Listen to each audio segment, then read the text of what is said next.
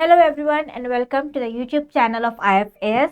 मैं हूं आपकी होस्ट और दोस्त कविता और हम सक्सेस स्टोरीज सुन रहे हैं उन बच्चों के जिन्होंने IIT जैम 2025 के एग्जाम्स को क्रैक कर लिया है। तो इनसे हम इंस्पिरेशन ले रहे हैं ताकि जो आने वाले बच्चे हैं, जो नए एक्सपेरेंट्स हैं, 2026 को जो टारगेट कर रहे हैं, उन्हें समझ में आए कि किस तरीके से उन्हें प्रिपेयर करना है, क्या क्या स्ट्रैटेजीज उन्हें फॉलो करनी है और कैसे वो फर्स्ट अटेम्प्ट में ही अपने एग्जाम्स को शाइनिंग रैंक्स और मार्क्स के साथ यहाँ क्लियर कर सकते हैं। तो अपनी सक्सेस स्टोरी बताने के लिए आज हमारे साथ जुड़ रही है श्वेता। तो welcome to Shweta, welcome you to the IFS channel. Thank you ma'am. Okay Shweta, तो हम स्टार्ट करेंगे आपके इंट्रोडक्शन से। तो आप अपना थोड़ा इंट्रोडक्शन दीजिए हमारे ऑडियंस को। यहाँ पे आपका थोड़ा बैकग्राउंड बताइए कि आपने क्या, कहाँ से कैसी पढ़ाई की है, बैचलर्स की, थोड़ी 12th की, थोड़ा अपना एजुकेशनल बैकग्राउंड और दूसरा बैकग्राउंड आप शेयर कर सकते हैं कि आप कहाँ से बिलोंग करते हैं और थोड़ा आपका इन्फॉर्मेशन जनरल में। तो मतलब मेरा नाम श्वेता है। तो मैं उत्तराखंड स्टेट से बिलोंग करती हूँ। उत्तराखंड के स्टेट के चमोली ज़िले से। तो मेरी जो मतलब वो थी प्राइमरी एजुकेशन और जो स्कूलिंग हुई है वो हमारे मतलब गांव ही से हुई है। चमोली ज़िले के गांव से हुई है। उसके बाद हमारा मतलब ज़िले में एक गवर्नमेंट कॉलेज है, तो वहाँ से मेरी ग्रेजुएशन हुई। उसके बाद तो तब मैंने एक बार यूट्यूब पे देखा था, IFSC चैनल उसमें देखा था कि IIT जैम कोई एग्ज़ाम होता है। फिर हमारे सर ने भी एक बार कॉलेज में बताया था, मैथ के सर थे वो, उन्होंने बताया कि IIT जैम कोई एग्ज़ाम होता है, तो आप इसको दे सकते हो, आपको अच्छी अपॉर्चुनिटीज़ मिलेगी। तो उस तभी से मैंने उसके बारे में तुम्हारी से सुना था। ओके, और आपने फिर अपनी पढ़ाई कब से शुरू की, कैसे शुरू की? कि आप जैसे बता रही हो गाँव में रहते, तो वहाँ पे क्या-क्या रिसोर्सेज़ थे? आप कैसे पढ़ाई करते थे? वो थोड़ा भी आप बता तो दीजिए हमें। तो गाँव में तो ज़्यादा रिसोर्सेज़ होते नहीं हैं, पर हमसे बहुत साल पहले सीनियर, जब 2019 की बात है, हम उस टाइम पे 12th में पढ़ते थे। तो एक भैया थे, हमको उतना पता नहीं था IIT जैम के बारे में, पर उन्होंने निकाला था। वो IIT खड़गपुर में है अभी। तो उस टाइम पे हमको लगा कि उनको बहुत ज़्यादा मतलब रिस्पेक्ट किया गया है, तो हमने पूछा उनसे कि क्या होता है। उस टाइम इतना वो नॉलेज था भी नहीं, और फ़ोन का भी इतना होता नहीं है गाँव में। तो फिर हम जब कॉलेज आए तो तब पता चला कि एक्चुअली एग्ज़ाम होता क्या है। गाँव में रिसोर्सेज़ नहीं थे, बट जब हम कॉलेज आए तो थोड़ा-थोड़ा फिर हमने रूम पे लिया, फिर रूम लिया, और फिर हमारे पास फ़ोन था, तो फिर उससे हो गया था। कि आज के टाइम पे जो सोशल मीडिया है, तो अच्छा भी इफ़ेक्ट डालता ही है। यस, अच्छा ही डेफ़िनेटली। है। डेफ़िनेटली सोशल मीडिया बहुत अच्छा इफ़ेक्ट डालता है और यूट्यूब पे काफ़ी कंटेंट अवेलेबल होता है जहाँ से बच्चे प्रिपेयर कर सकते हैं ईज़िली। सो आपने अपनी प्रिपरेशन कब शुरू की? मतलब आपने अपने फाइनल ईयर में प्रिपरेशन शुरू की या आपने पहले से ही आप ऑलरेडी कर रहे थे प्रिपरेशन? नहीं मैम, फाइनल ईयर ही से किया था मैंने, फाइनल ईयर की लास्ट में। और कितने मंथ्स आपने प्रिपेयर किया था? मतलब क्या कुछ एग्जाम के कुछ मंथ्स पहले आपने प्रिपेयर किया था या पूरा ईयर आपने प्रिपेयर किया था? तो आप थोड़ा डिटेल में हाँ। बताएंगे तो बच्चों को भी ना यहाँ समझ में आएगा, जो अभी अगले साल देने वाले ना, 1 साल है, तो उनको समझ में आएगा कि मुझे कैसे तैयारी करनी है। हाँ, तो मैम मैंने किया था जुलाई, मतलब जुलाई से किया था मैंने, प्रॉपर जुलाई से ही किया था अपना। तो ऑलमोस्ट बाकी आपने जो 6-7 महीने तो हाँ। अच्छे से डेडिकेटेडली आपने पढ़ाई यहाँ पे की है। तो अभी जी। आपका रैंक क्या है और अभी आप क्या एम कर रहे हो? मैम मेरा तो 2000 कुछ रैंक है अभी वैसे।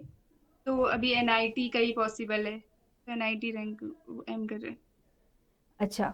और साथ ही साथ आप ये भी बता दीजिए कि जब आप प्रिपेयर कर रहे थे तो आप क्या क्या रिसोर्सेज यूज़ कर रहे थे पढ़ने के लिए? कैसे आप, मतलब कुछ टेस्ट अगर आप सॉल्व कर रहे थे तो क्या स्ट्रैटेजीज आप यहाँ पे लगा रहे थे टेस्ट सॉल्व करने के लिए? मैम मैंने वो एक जो IFSC के उससे वो ली थी, वेबसाइट से प्रैक्टिस सेट की बुक ले ले ली थी। तो उससे मतलब हमारे लेक्चर होते थे, तो उसके बाद मैं खुद से क्वेश्चन सॉल्व करती थी, और मतलब जो हमारे IFS के उसके बाद DPPs होती हैं, उनको भी सॉल्व करती थी। और टेस्ट सीरीज होती है संडे में, तो वो भी सॉल्व करती थी। वो सारी चीज़ें सॉल्व की होती थी।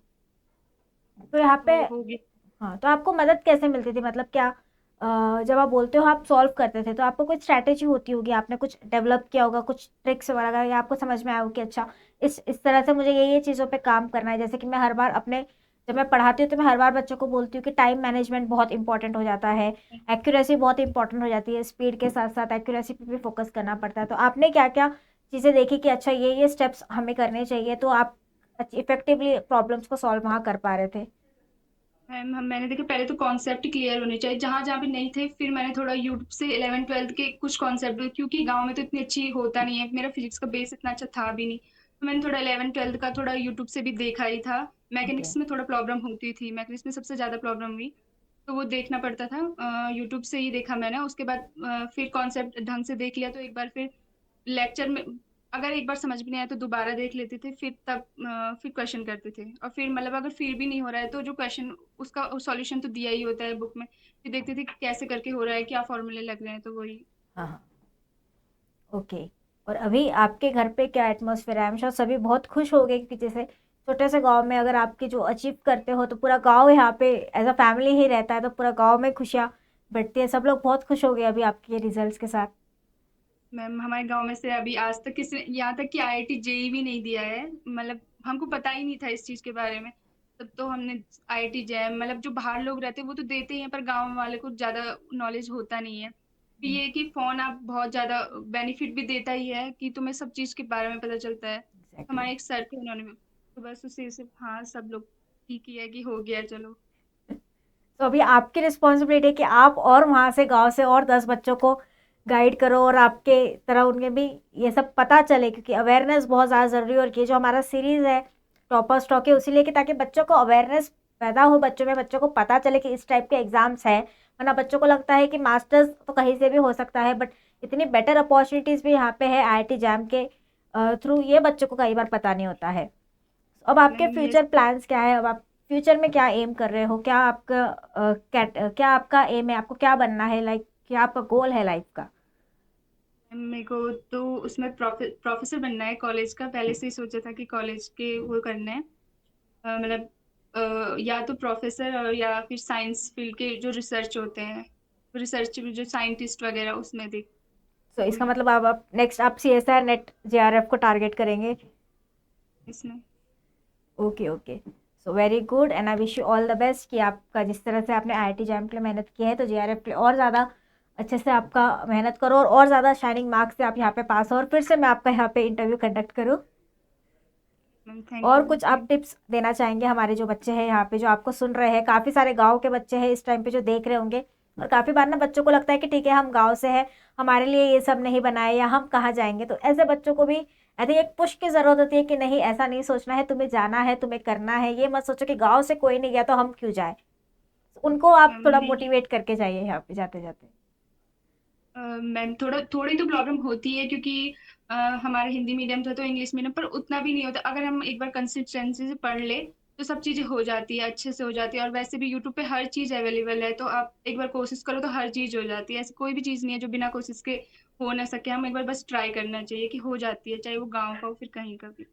एग्जैक्टली आप चाहे गांव में हो, सिटी में हो, कोशिश और कंसिस्टेंसी आपको करनी है। जैसे श्वेता ने कहा, भले ही आपको नॉलेज नहीं हो, आपको लेट पता चल रहा हो, स्टिल आप क्रैक कर सकते हो। सिर्फ आपको हार्ड वर्क करना है, फोकस करना है, और खुद पे भरोसा रखना है।